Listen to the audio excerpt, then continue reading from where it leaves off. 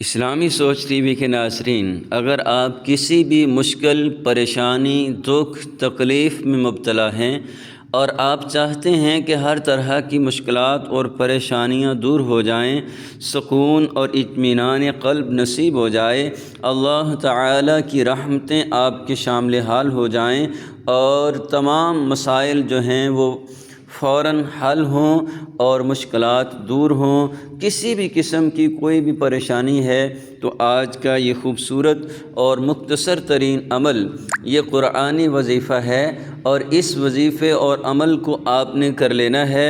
انشاءاللہ اس کی برکات بے شمار ہیں۔ یہ وظیفہ بالکل آسان ہے، سن لیں، سمجھ لیں اور اس پہ عمل کریں۔ ناظرین، آپ نے فجر یا عشاء کی نماز کے وقت آپ نے یہ عمل کرنا ہے۔ اول آخر 11 بار درود پاک پڑھنا ہے، اور اس کے بعد قرآن مجید کی ایک بابرکت آیت جسے آیت کریمہ کہا جاتا ہے، اس کا آپ نے 313 بار ورد کرنا ہے۔ لا الہ الا انت سبحانک انی کنت من الظالمین۔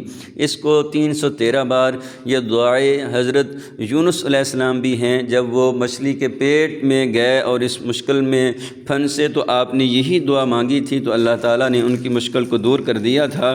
تو یہ عمل بالکل آسان ہے، اس کے برکات بے حساب ہیں، اس عمل کو ضرور کیجئے۔ اگر ویڈیو پسند آئی ہو تو دوسروں تک شیئر، چینل کو سبسکرائب، ویڈیو کو لائک ضرور کر دیں۔